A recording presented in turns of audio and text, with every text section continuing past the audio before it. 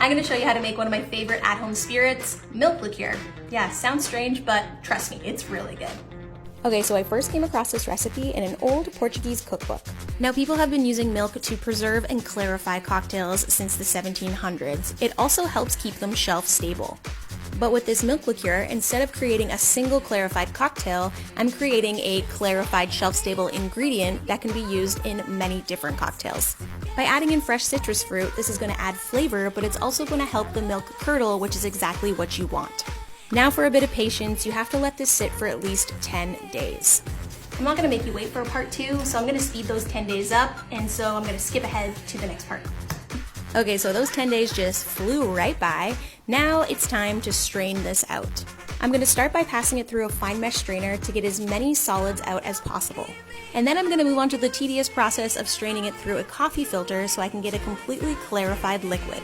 Now, the reason why I like using milk liqueur so much in cocktails is that it's going to leave a really nice silky smooth finish to whatever drink I use it in.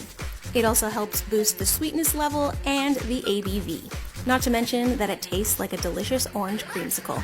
Now, I really try to keep all my videos here on TikTok as user-friendly as possible, but every once in a while, it's fun to show you the more geeky side of cocktail making.